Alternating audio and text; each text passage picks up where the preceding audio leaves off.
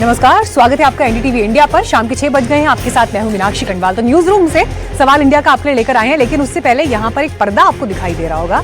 ये उठने वाला है कुछ ही देर में, डिटेल इसकी आपको आगे बताऊंगी। लेकिन सबसे पहले आज कार्यक्रम में अगले 1 घंटे में हम जो खबरें आपके सामने रखने वाले हैं उसकी एक हल्की झलक आपको दिखाते हैं, क्योंकि आज ये खबरें आपके लिए जाननी बहुत जरूरी है।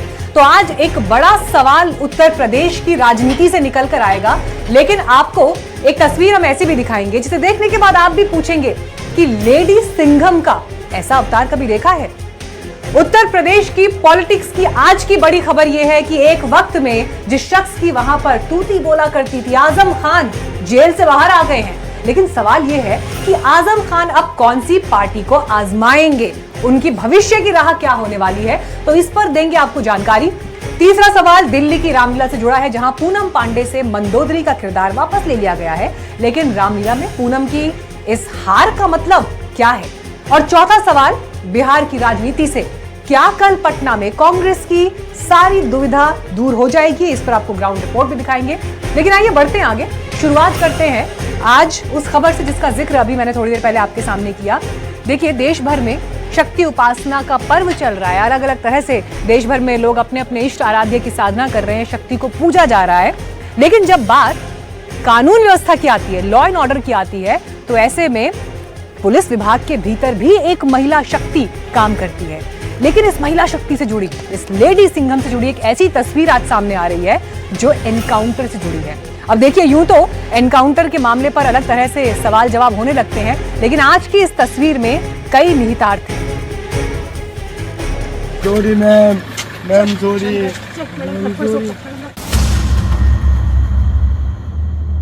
इस तस्वीर में खास बात क्या है? सॉरी।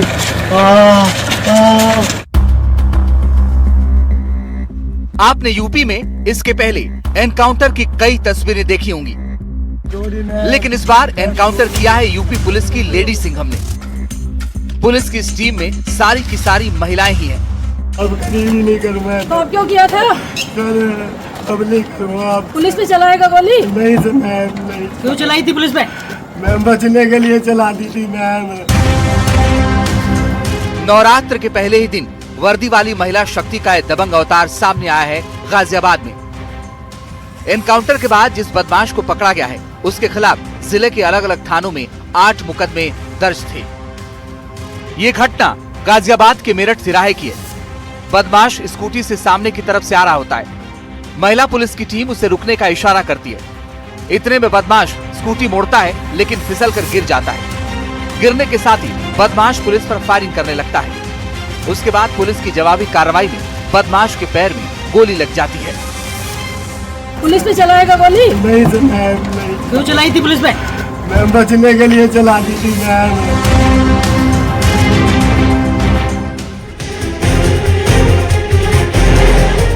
अब देखिए, जब देश की आधी आबादी की बात होती है तो ऐसे में महिलाओं का रिप्रेजेंटेशन अगर पुलिस में भी दिखाई देता है और मजबूती के साथ दिखाई देता है बड़े ऑपरेशंस में, तो उसका अपना महत्व है। लेकिन ये तस्वीर क्यों खास थी, आपको बताते हैं। गाजियाबाद वाला ये एनकाउंटर क्यों खास था और क्यों इसके बारे में आज इतनी बात हो रही है, उसके लिए जरा आप ये एक बार देखिए। यहाँ पर नोएडा, गोरखपुर, मुरादाबाद, वाराणसी, मेरठ, मुजफ्फरनगर, उन्नाव, शामली, आगरा, लखनऊ, बुलंदशहर, तो इन सभी तस्वीरों में आपको एक बात कॉमन दिखाई देगी कि यहाँ पर आपको पुरुष पुलिसकर्मी दिखाई दे रहे हैं। और एनकाउंटर में खास तौर पर इस तरह की जब ग्राउंड ऑपरेशंस जहां पर हुए, वहां पर उनकी मौजूदगी पुख्ता रूप से दिखाई दे रही थी। लेकिन आज जब गाजियाबाद से महिला शक्ति की ये तस्वीर सामने आई, जहां पर अपराधी रोते हुए, बिलखते हुए आपको दिखाई दे रहा है, और कैसे उसको काबू में किया गया और उस तक पुलिस के हाथ पहुंचे, इस तस्वीर ने आज सबका ध्यान खींचा। तो आइए अब आपको इस पूरी टीम से भी मिलवाते हैं जिसने इस ऑपरेशन को अंजाम दिया है, उनका अनुभव, उनका परिश्रम और उनकी चुनौतियां क्या है, इस पर ये बातचीत। नहीं करूँगा। तो अब क्यों किया था? अब नहीं करूँगा। पुलिस पे चलाएगा गोली? नहीं सर, मैम नहीं। क्यों चलाई थी पुलिस? घायल होने और पकड़े जाने के बाद बार बार माफी मांग रहे इस बदमाश के दोनों तरफ जो बहादुर महिला पुलिसकर्मी है, वो कौन है? बाईं तरफ है रितु त्यागी, जिनकी अगुवाई में इस ऑपरेशन को अंजाम दिया गया, और दाईं तरफ हैं भुवनेश्वरी सिंह। आगे बढ़ने से पहले आपको पूरी टीम से मिलवा देते हैं। उपासना पांडे जी हैं, एसीपी हैं, ऋतु त्यागी जी हैं, नीतू सिंह जी हैं, विनीता यादव हैं, ममता कुमारी जी हैं और भुवनेश्वरी सिंह जी हैं। लेकिन सबसे खास हैं ऋतु त्यागी, जिन्होंने जवाबी कार्रवाई में बदमाश के ऊपर पहली गोली चलाई। ऋतु त्यागी को लेडी सिंघम भी कहा जाता है। अब तक मैम ये हुआ होगा कि तमाम सारे पुलिस कर्मी जो है वो पुरुष भी आपके साथ में रहे होंगे, लेकिन ये पहला आपका शायद इस तरीके का इनकाउंटर हुआ है कि जब सारी महिलाएं हैं। मेरा तो बल्कि पहला ही एनकाउंटर है। तो कोई डर उस तरीके से कि कोई पुरुष नो सर, पुलिस नहीं है? नहीं, हमें जैसी भी हमें भी सिखाया जाता है, पुरुषों के बराबर ही हमें भी ट्रेनिंग दिया जाता है। एनकाउंटर में घायल हुए बदमाश को एक तरफ से एसएचओ ऋतु त्यागी ने सहारा दिया, दूसरी तरफ से भुवनेश्वरी सिंह ने। दो महिलाएं उसको कंधे पर मतलब वो था और वो अपराधी था। भुवनेश्वरी जी, ये जो अपराधी था ये जब घायल हुआ तो फिर आप लोग लेकर आए वहाँ से, किस तरीके से ये? जैसे ही उसने हमारे ऊपर फायर किया तो हमने उसके बदले में काउंटर फायर दिया, जिस काउंटर फायर में वो घायल हो गया और गिरा, चिल्लाने लगा। गिरने के बाद जब चिल्लाने लगा तो फिर उसका तमंचा भी साइड में गिरा, तो हम साइड मतलब छुपते छुपाते उसके पास तक पहुंचे और उसे फिर हमने हाथ कवर किए पहले, और कवर करने के बाद तमंचे पे पैर रखा अपना और उसे फिर उठाने के फिर उसे देखा तो उसके घायल था, इसलिए उसे सपोर्ट दिया। एनकाउंटर के बाद फिलहाल इस बदमाश को इलाज के लिए अस्पताल भेज दिया गया है। मिशन शक्ति के अंतर्गत महिला पुलिस टीम द्वारा भी इस चेकिंग को कराया जा रहा था। महिला एसओ मैं फोर्स लोहिया नगर चौकी कट के सामने बैरियर लगाकर चेकिंग कर रही थी। उसी दौरान मेरठ रोड की तरफ से एक व्यक्ति आ रहा था, वाहन सवार था वह। उस व्यक्ति को उसने इशारा किया गया कि वह रुक जाए चेकिंग हेतु, परंतु उसने महिला फोर्स को देखकर अपनी वाहन को मोड़ने की कोशिश करी और वह फिसल कर गिर गया। महिला पुलिस टीम को अपनी ओर आता देख उसने जान से मारने की नियत से महिला टीम पर फायर किया। आत्मरक्षार्थ फायरिंग महिला पुलिस द्वारा की गई, जिसमें वह घायल हुआ है।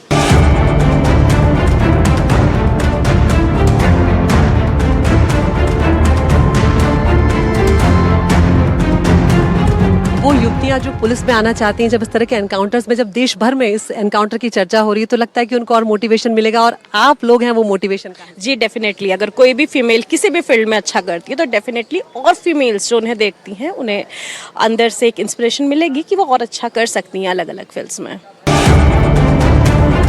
जो बदमाश एनकाउंटर में घायल हुआ है वो राह चलते लोगों के मोबाइल फोन, पर्स छीनकर भागता था। इसके अलावा घरों में घुसकर टैब से लेकर स्कूटी तक चुराता और फिर बेच देता था।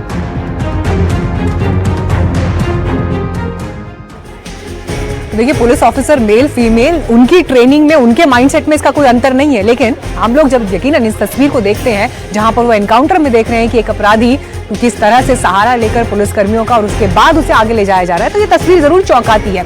लेकिन इस बीच बड़ी खबर आ रही है हमारे पास इसी लेडी ब्रिगेड को लेकर। आपको बता दें कि एनकाउंटर करने वाली टीम के लिए पुरस्कार का ऐलान किया गया है। पूरी टीम को 25,000 रुपए के पुरस्कार का ऐलान है। गाजियाबाद के पुलिस कमिश्नर ने इस पुरस्कार का ऐलान किया है पहली बार, क्योंकि यहाँ पर यूपी में एक महिला टीम ने इस एनकाउंटर को अंजाम दिया और उन्हें अब इनाम से आगे नवाजा जाएगा।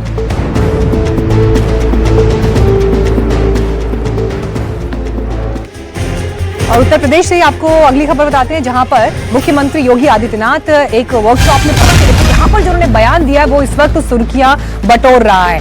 देश को बांटने की साजिश करने वाले विदेशी मानसिकता वाले लोगों पर योगी का बड़ा प्रहार, जहां पर ये कह रहे हैं कि ऐसे लोगों को बख्शा नहीं जाएगा, समाज में ऐसे तत्वों को बख्शा नहीं जाएगा। जाति, क्षेत्र, भाषा के आधार पर जहां जहां बंटवारे की सोच दिखाई देती है, विभाजन की सोच दिखाई देती है, विदेशी मानसिकता जिसके बीज आज भी समाज में दिखाई देते हैं, जो समाज को बांट रहे हैं, फूट डाल रहे हैं, या जो स्वदेशी अभियान पर उंगली उठा रहे हैं, उन्हें बख्शा नहीं जाएगा।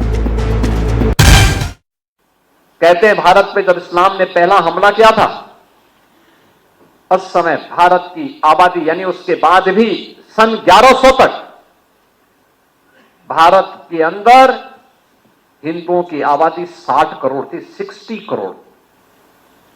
और 1947 में जब ये देश आजाद हुआ उस समय हिंदुओं की आबादी रह गई थी मात्र 30 करोड़। आप मुझे बताइए इन 800-900 वर्षों में हमारी आबादी बढ़नी चाहिए थी कि कम होनी चाहिए थी? कम हुई। हम 60 करोड़ से 30 करोड़ पे आ गए, यानी आबादी ही नहीं घटी, हमारी खेती के उत्पादन को भी कम कर दिया गया। ये आबादी जो कम हुई, आक्रांताओं ने ही मारा नहीं, बल्कि भूख से मरे, बीमारी से मरे, तमाम अन्य प्रकार की यातनाओं से मरे। आत्मनिर्भर भारत और स्वदेशी को लेकर जो वर्कशॉप आयोजित किए, वहां से आप योगी आदित्यनाथ को सुन रहे थे।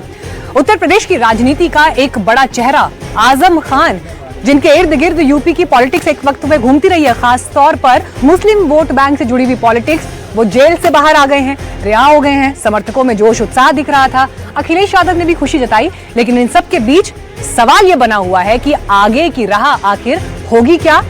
किस तरफ का सियासी रास्ता आपको आजम खान आने वाले दिनों में अपनाते हुए दिखाई देंगे?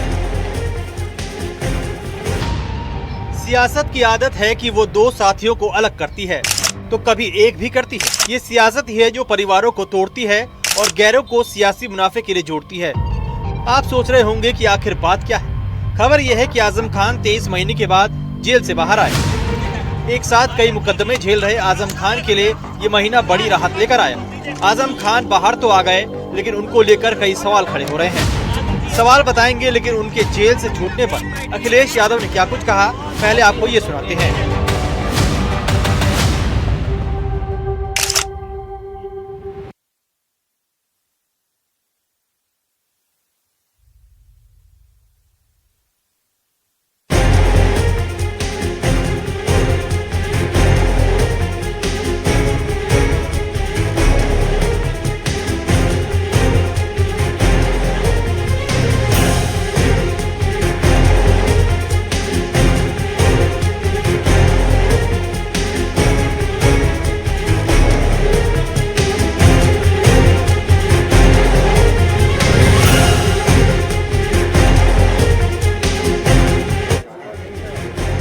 चलिए, रिपोर्ट आजम खान को लेकर हम आपको दिखा रहे थे, लेकिन इस बीच देखिए, जेल से बाहर आने के बाद आजम खान का पहला बयान सामने आया है। सवाल तो उनसे भी पूछा जा रहा है कि उनकी आगे की सियासी राह क्या होगी।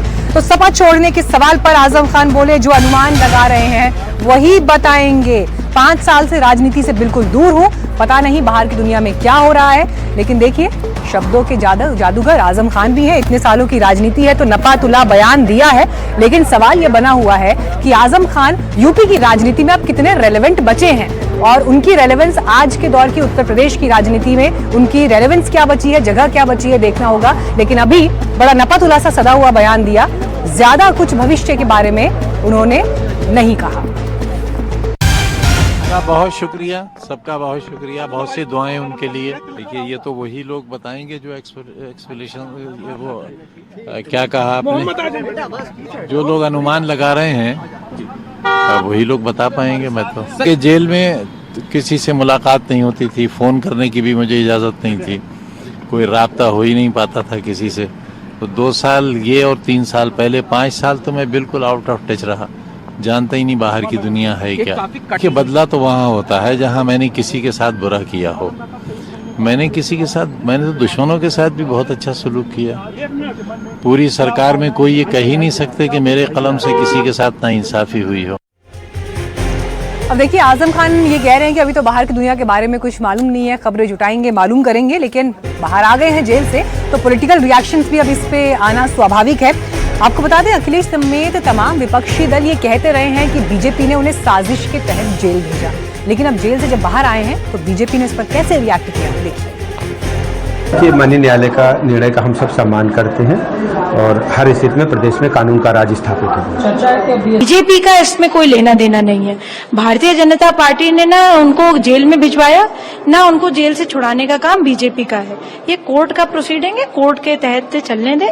अगर वो छूट के आए हैं तो उनके अपने मुकदमे, जो भी उनके जो कोर्ट ने समझा होगा उनको रिहा करने का या बेल देने का, जो भी हुआ है।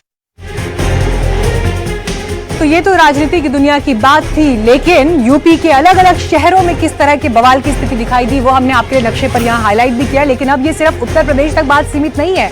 यूपी से बाहर निकलकर उत्तराखंड, हैदराबाद, महाराष्ट्र, गुजरात तक में बवाल दिखाई देने लगा है।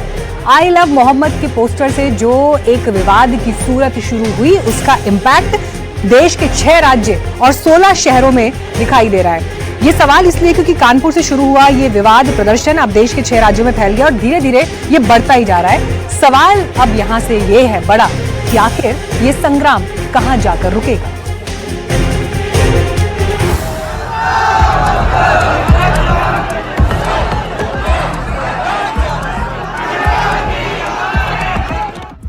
आई लव मोहम्मद पर क्यों मचा है घमासान? गुलाम है गुलाम।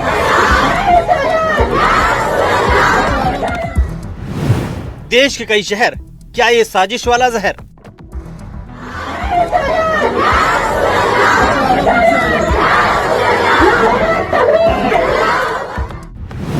शहर शहर भड़काने की साजिश के पीछे कौन है?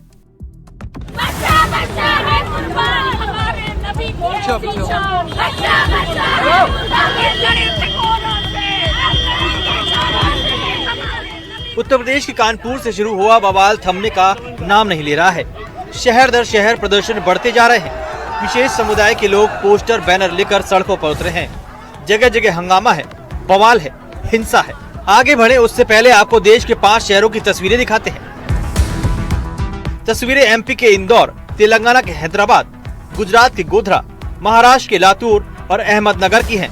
तस्वीरों में आप देख सकते हैं कि कैसे आई लव मोहम्मद पर घमासान मचा है और लोग सड़क पर उतरकर बवाल काट रहे हैं। कतरा बह जाएगा, हम अपनी जान की कुर्बानी दे देंगे। कौन डर रहा है? कौन डर रहा है? ये सोशल मीडिया उठा के देखिए, एफआईआर डरने वाला मुसलमान नहीं है। आपकी गाड़ियां भर के लेकर जाओ, फिर भी मुसलमान यहाँ जमा रहेंगे। कितनों को भरोगे सर? जेलें कम पड़ जाएगी, एफआईआर की बुकें खत्म हो जाएगी। 4 सितंबर को सबसे पहले लोग कानपुर में सड़क पर उतरे थे। ये संग्राम उत्तर प्रदेश से महाराष्ट्र तक पहुंचा, फिर पश्चिम बंगाल के बाद उत्तराखंड, अब गुजरात होते हुए तेलंगाना तक पहुंच चुका है। एफआईआर दर्ज हुई है, उनको वापस लें योगी सरकार। और जो अपराधी हैं जिन्होंने ये गुस्ताखी करी है कि मोहम्मद साहब के पोस्टर फाड़ने की जो गुस्ताखी की गई है, उन अपराधियों को गिरफ्तार किया जाए। मोहम्मद साहब के नाम पर एफआईआर बंद करो। मोहम्मद साहब के नाम पर एफआईआर बंद करो। ये तस्वीरें महाराष्ट्र के लातूर और अहमदनगर की हैं। लातूर में हजारों की संख्या में लोग तख्तियों के साथ प्रदर्शन करने सड़क पर उतरे थे। वहीं अहमदनगर में महिलाओं ने भी प्रदर्शन में हिस्सा लिया। तेलंगाना के हैदराबाद से भी ऐसी ही तस्वीरें सामने आई। प्रदर्शन में उतरे ज्यादातर लोगों के हाथों में पोस्टर है जिस पर आई लव मोहम्मद लिखा है। ये तस्वीरें एमपी के इंदौर की हैं। आप देख सकते हैं कि कैसे भारी संख्या में विशेष समुदाय के लोग सड़क पर हैं और आई लव मोहम्मद के नारे लगा रहे हैं। प्रदर्शन हिंसक न हो जाए इसलिए पुलिस भी साथ चल रही है। यूपी के मुरादाबाद में भी ऐसे ही बवाल देखने को मिला। बढ़ते विरोध को देखते हुए यहाँ भी पुलिस बल की तैनाती की गई थी। एक तरफ इधर आई लव मोहम्मद को लेकर सड़क पर घमासान मचा है, वहीं इसको लेकर सियासत भी खूब हो रही है। विरोधी दलों ने जहाँ इसे लेकर सरकार को घेरा है, तो सरकार के नुमाइंदे कह रहे हैं कि गलत नियत से जो कुछ करेगा उसके खिलाफ कड़ी कार्रवाई होगी। अगर वो कहते हैं आई लव मोहम्मद, मैं कहता हूँ मैं आई लव महादेव, तो इसमें कोई गुनाह तो नहीं है कि मैं भगवान से प्यार करता हूँ। अगर इस पे अगर सरकार कार्रवाई करती है गलत है। जुलूस की नीयत में खराबी थी और जब खराब नीयत से उत्तर प्रदेश में अगर कोई इस तरह का जुलूस निकालने का प्रयास करेगा, खूब प्रयास करेगा, तो निश्चित तौर पे कार्रवाई होगी, चाहे जो हो। हमने आपको कल भी दिखाया था कि कैसे यूपी के उन्नाव, भदोही, लखनऊ और उत्तराखंड के काशीपुर में आई लव मोहम्मद को लेकर लोग सड़क पर उतरे थे। प्रदर्शन धीरे धीरे कैसे हिंसक हो गया था। एक तरफ इधर घमासान चल रहा है, वहीं दूसरी तरफ देश में नवरात्र का पावन पर्व मनाया जा रहा है। पूरा देश आस्था के इस महापर्व पर भक्ति में लीन है। अब देखना होगा कि विरोध की ये क्रांति कब शांत होती है। Bureau report, NDTV India. और आइए अब दिखाते हैं आपको इस खबर पर मुस्लिम धर्मगुरुओं ने क्या कहा। आई लव मोहम्मद कहने पर जिस तरीके से एफआईआर कानपुर में हुई है, उसकी मैं भरपूर तरीके से मुखालिफत करता हूं। और आई लव मोहम्मद में किसी को क्या तकलीफ है? हमारे हिंदुस्तान के कॉन्स्टिट्यूशन ने, हमारे संविधान ने सारे धर्म को, सारे मजहब को बराबर का राइट दिया है। हमारे ऊपर ये FIR की गई तो हिंदुस्तान का बच्चा बच्चा आई लव मोहम्मद कहेगा, चाहे उसके ऊपर ये FIR पूरी तरीके से कर दी जाए। हिंदुस्तान के संविधान में साफ साफ मेंशन है कि आप अपने धर्म पर अमल कर सकते हो, उसका प्रचार प्रसार कर सकते हो। नबी की मोहब्बत का प्रचार प्रसार करना उसकी हमें इजाजत है। ऐसा कोई कानून इस पर नहीं बनता कि अगर कोई अपने नबी की मोहब्बत में, अपने गॉड, अपने देवी देवताओं की मोहब्बत में कोई इस तरह का काम करता है तो कोई कानून हिंदुस्तान का ऐसा नहीं है कि उनके खिलाफ कोई कानूनी कार्रवाई की जाए। मैं तो ये कहता हूं उन बच्चों के खिलाफ कार्रवाई न होके इस तरह की जो संघी सोच रखते हैं, इस तरह की जो गलत सोच रखते हैं, जो भ्रष्ट अधिकारी हैं, उनके खिलाफ कार्रवाई होनी चाहिए। आइए बढ़ते हैं आगे। बात अब बिहार चुनाव की। बिहार में कल कांग्रेस की वर्किंग कमेटी की बैठक है और कल की बैठक में क्या बिहार चुनाव को लेकर फाइनल एजेंडा सेट हो पाएगा, ये सवाल है। अब देखना ये होगा कि वहां पर इस वक्त क्या हलचल है। हमारे सहयोगी प्रभाकर कुमार वहां पहुंचे, देखेंगे। बिहार में कांग्रेस के लिए कल खासा अहम दिन है क्योंकि कल CWC की बैठक जो है वो पटना में होनी है, पटना के सदाकत आश्रम में, जिसका काफ़ी पुराना इतिहास रहा है। और डॉक्टर राजेंद्र प्रसाद जो देश के पहले राष्ट्रपति थे वो भी यहाँ रहते थे। कांग्रेस का मुख्यालय है बिहार का सदाकत आश्रम और यहीं पे कल पूरी की पूरी कांग्रेस की जो फौज है वो यहाँ मौजूद होगी। कल CWC की यहाँ बैठक होगी और उसकी तैयारी अभी यहाँ पर ज़ोरों शोर से की जा रही है। सदाकत आश्रम मैं आपको दिखाऊं, पहले ये जो आप मकान देख रहे हैं वो सदाकत आश्रम का पीछे का भाग है और उसके बाद काफ़ी बड़ा मैदान भी इनके पास यहाँ मौजूद था जिसमें अभी लगातार जो है वो तैयारी की जा रही है। राजेश राठौर जी हैं जो कि कांग्रेस के प्रवक्ता हैं और कांग्रेस के मुद्दों पे कांग्रेस की तरफ से खासा मुखर रहते हैं। टीवी के पर्दों पे आप इन्हें रोज़ देखते होंगे। आप पहले तो ये समझाइए कल के कार्यक्रम क्या है और उसकी तैयारी क्या क्या है, पूरे विस्तार से बताइए। देखिए, यह आज़ादी के बाद पहली वर्किंग कमेटी यानी विस्तारित वर्किंग कमेटी की बैठक बिहार में हो रही है। इससे पहले 1940 में हुआ था, उससे पहले 1922 में हुआ था, उससे पहले 1912 में हुआ था। उसी क्रम में आज़ादी के बाद पहली विस्तारित बैठक यहाँ वर्किंग कमेटी को उत्सुकता तो है। हमारे नेता तो आज से ही आना प्रारंभ कर देंगे। 70% लीडर हमारे आज आ जाएंगे। राहुल जी, सोनिया जी, खड़गे साहब, ये लोग कल आएंगे। इस वक्त आपको दे रहे हैं एक बड़ी खबर। बिहार में कल तो कांग्रेस वर्किंग कमेटी की बैठक है, लेकिन कांग्रेस के प्रदेश अध्यक्ष राजेश राम ने NDTV से खास बातचीत की और उन्होंने ये कहा कि सीट बंटवारे को लेकर तो बात होगी ही, बैठक से देश को संदेश जाएगा। और ये संदेश क्या होगा? सीटों के बंटवारे पर कोई दिक्कत नहीं है, जल्द ही सीटों का बंटवारा साफ हो जाएगा। गठबंधन में सम्मानजनक तरीके से बात आगे बढ़ रही है। बताइए राजेश जी, आप लोग का सीट बंटवारे का मामला सुलझा नहीं है अभी तक, कल इसमें कोई प्रगति होने की संभावना? पूरी प्रगति है। सीट शेयरिंग यदि घोषणा नहीं हो रही है तो इसका मतलब थोड़े है कि हमारी सीट शेयरिंग पेंडिंग। कितने आंकड़े पर कांग्रेस मान जाएगी? शेयरिंग पर हम अलग से आपसे बात करेंगे। कितने आंकड़े पर कांग्रेस मान जाएगी? आज का एजेंडा ये है। हम कल के एजेंडे पे भी रहेंगे आपके साथ। सीट शेयरिंग में कितने आंकड़ों पर आप मान जाएंगे? देखिए, आंकड़ा की बात नहीं है। अभी ये है कि 1921 के इस धरती से अंग्रेजों को भारत छोड़ो आंदोलन से हमने निर्णय लिया था। आदरणीय आपको राजेंद्र बापू और सारे नेता यहाँ फैसला लेकर के भारत छोड़ो आंदोलन का नारा दिया था। आज इसी धरती से पूरा देश। अगर आपको अंतिम सवाल, अगर आपको सम्मानजनक सीट नहीं मिला तो मामला गड़बड़ भी हो सकता है? सभी सम्मानजनक बातें आगे बढ़ रही है और हम बहुत तेजी से उस पर काम कर रहे हैं। तो कल वर्किंग कमेटी की बैठक में क्या बड़ी खबर निकल कर आएगी उसकी झलक हमने आपको आज ही दिखा दी। एक ब्रेक के लिए यहाँ पर रुक रहे हैं, लेकिन ब्रेक के बाद आपको दिखाएंगे दिल्ली की रामलीला से पूनम पांडे आउट।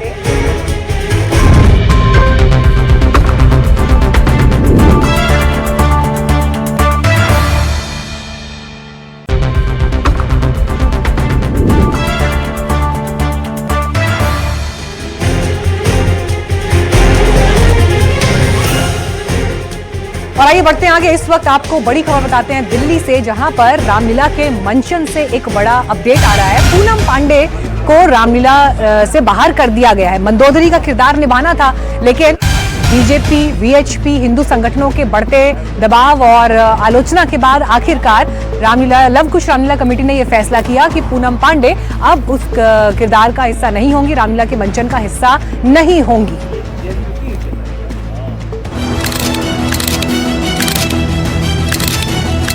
जो हमारे स्क्रीनिंग कमेटी का फैसला हुआ है वो ये फैसला है कि मंदोदरी को इस बार लव कुश रामलीला कमेटी के अंदर उनके स्थान पर दूसरे किसी को किरदार के लिए बात की जाएगी और अगला जो भी नाम होगा उसको आपको सूचित कर देंगे।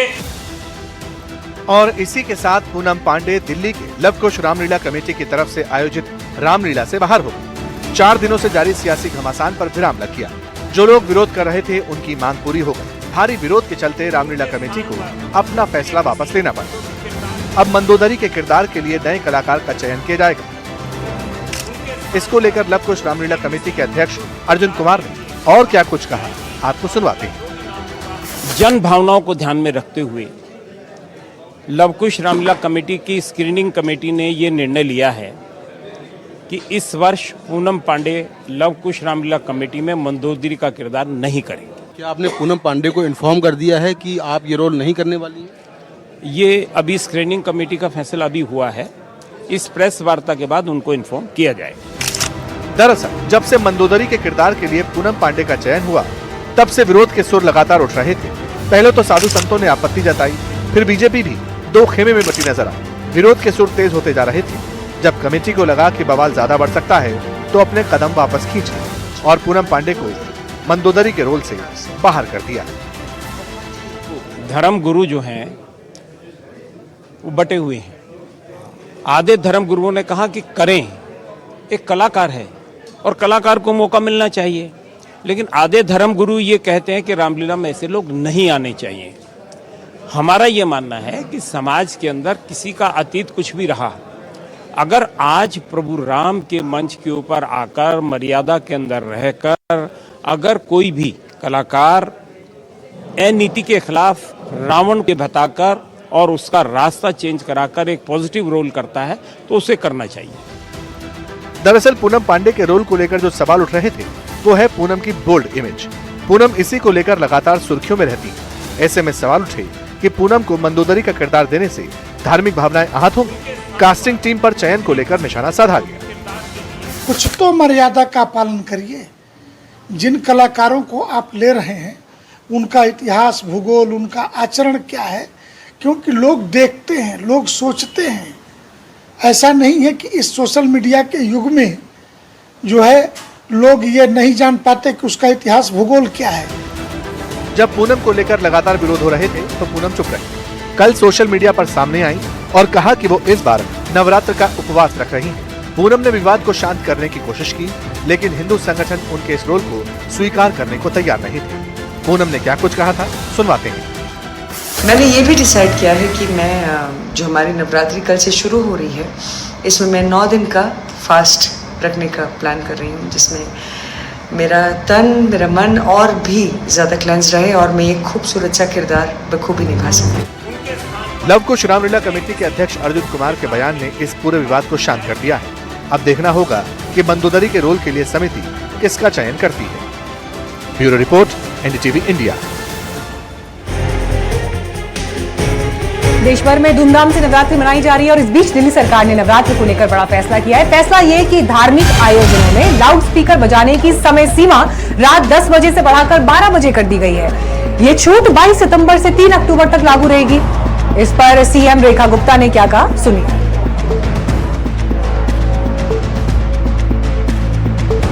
हमेशा देखती थी कि हमारे हिंदू उत्सव को दिक्कत होती थी, क्योंकि रामलीला कभी 10 बजे खत्म नहीं हो सकती, दुर्गा पूजा कभी 10 बजे खत्म नहीं हो सकती। जब गुजरात में डांडिया रात भर चल सकता है, जब बाकी राज्यों में इवेंट रात भर हो सकते हैं, तो दिल्ली वालों का क्या कसूर है भाई। तो इसलिए इस बार हमने इसे 12 बजे तक की परमिशन सभी रामलीलाओं को, दुर्गा पूजों को और सांस्कृतिक धार्मिक उत्सवों को दी है। ईश्वर की कृपा हम सब पे बनी रहे, राम राज्य आना चाहिए और उसके हम छोटी सी गिलहरी जैसा काम हम सबको करना चाहिए।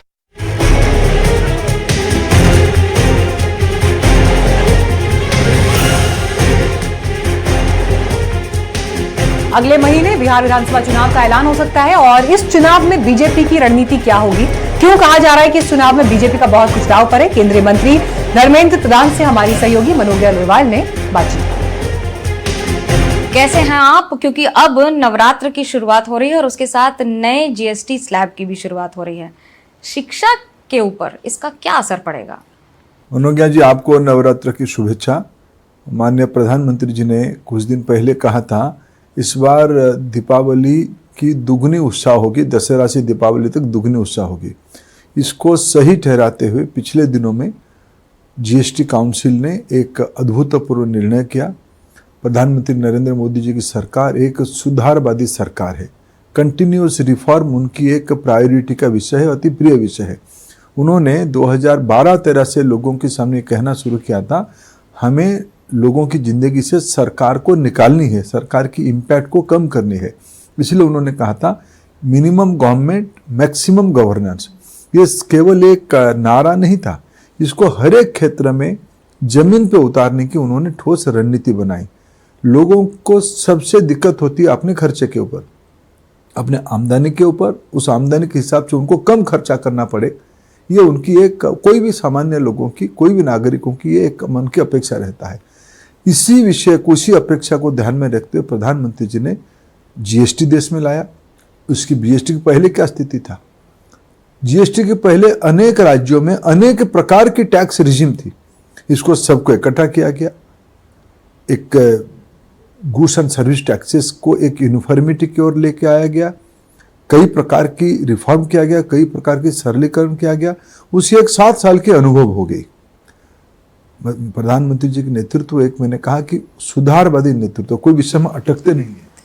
शिक्षा पर इसका क्या क्या असर पड़ेगा? क्या किताबें महंगी हो रही हैं? बिल्कुल। इस बार तो मैं प्रधानमंत्री जी को आभार प्रकट करूंगा। उन्होंने शिक्षा को, विशेष करके सामान्य वर्ग की बच्चों की शिक्षा को उन्होंने बड़ा तोहफा दिया है। नोटबुक सस्ता होंगे, पेंसिल सस्ता होंगे, अन्य सस्ता के तो जीरो टैक्स पे आ गया। अन्य पाठ्य पुस्तकों का भी, अन्य पाठ्य उपक्रमों का भी दर सस्ता होने वाला है।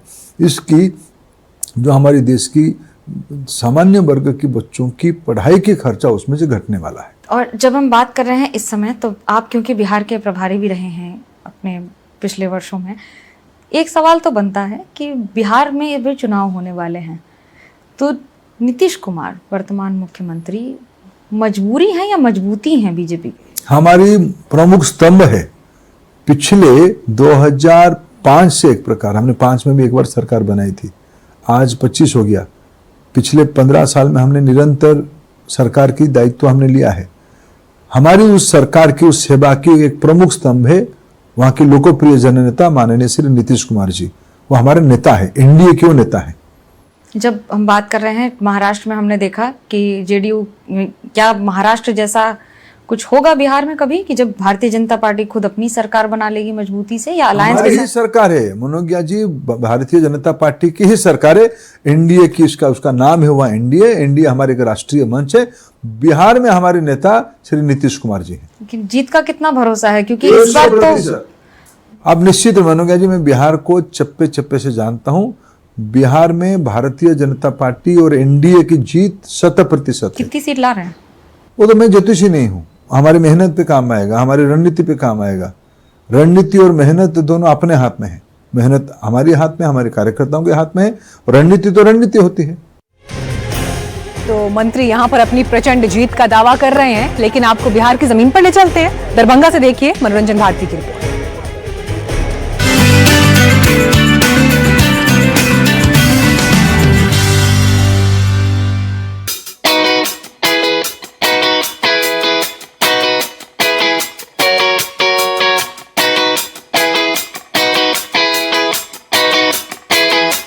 मैं हूं दरभंगा में और यहाँ पर सुबह का समय है और लोग जो है सुबह चाय पी रहे हैं। यहाँ पर दरभंगा की धरती का एक आपको बता दूं कि बहुत बड़ा महत्व है।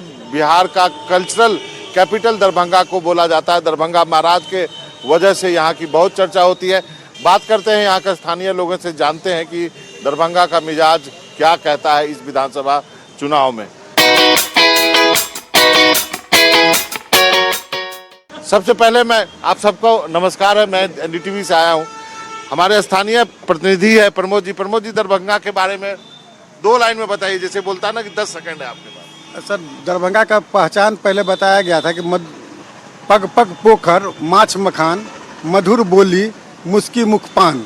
इसका हिंदी बता दें। इसका हिंदी हो गया कि सर यहाँ पग पग पर, कदम कदम पे तालाब है, और कदम कदम में तालाब है तो मछली है, उसमें मखाना है, और यहाँ के लोगों का मुंह जो है, ओठ जो है तो लाल होता है, इसलिए कि केवल पान यहाँ सब लोग खाते हैं, महिला भी खाती हैं, पुरुष भी खाते हैं। लेकिन आज का ये दिन हो गया है विकास के नाम पर, ये तीनों चीज़ हम लोग के यहाँ जो तालाबें थी, लोगों ने भर के घर बना लिया है। मछली हम लोग बंगाल का मछली खा रहे हैं, हम लोग के यहाँ मछली नहीं हो रही है क्योंकि तालाब की संख्या भी कम हो गई है। उसके बाद रहा सर आपको मखाना, तो मखाना पर भी बड़े व्यापारियों का कब्जा हो गया है। यहाँ के मखाना व्यवसाय में जो छोटे लोग लगे हैं, जो सहनी परिवार, जो मल्लाह परिवार, जिसके वोट के लिए लोग दिन भर लगा रहता है कि इसका वोट हमको मिलना चाहिए, वो लोग उससे लुप्त होता जा रहा है मखाना। राजनीतिक दृष्टि से दरभंगा बहुत सेंसिटिव है, और यहाँ के छोटे से छोटे लोगों में भी, जो अनपढ़ है उसमें भी, और जो पढ़े लिखे हैं वो भी, अखबार पढ़ते हुए राजनीति की बात करना, राजनीति पर अपना मंतव्य व्यक्त करना, और उसमें उसके संबंध में तरह तरह की बात करना यहाँ का स्वभाव में है। नहीं, नीतीश कुमार सौगात देवा में कतौ देरी नहीं कलखिन है। पहले हम अहाँ के फरियाद अछि, और थोड़े बात प्रमोद जी जे कहलनि हैं, पग पग पोखरी माछ मखान, मधुर बोल मुस्की मुखपान, विद्या वैभव शांति प्रतीक, सरस कला मई मिथिलेतिक। एहिठमक जे वैभव छै, एहिठमक जे लक्ष्मी छथिन, एहिठमक पूंजी विद्या छै। एहिठमक विद्या, संस्कृति, साहित्य, ताहि लऽ कऽ मुख्य रूप से मिथिला सुपरिचित रहलै है। आ राजनीतिक दृष्टि से सब दिन से राजनीतिक दृष्टि से संवेदनशील रहलै है।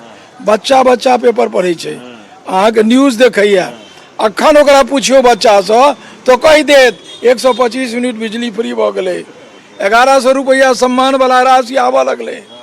आब लेकिन भेलैया गड़बड़ की, जे राजनीति में से शुचिता के क्षरण भेलैया, आदमी के जो मौलिक अधिकार छै तकर धीरे धीरे हरण भेलैया। देखिए, मेरी दृष्टि में वोटर के कई कैटेगरी हैं, उसमें से प्रमुख 2 कैटेगरी, एक पढ़ा लिखा वोटर जो ज्ञानी है, और एक निरी जो अज्ञानी है।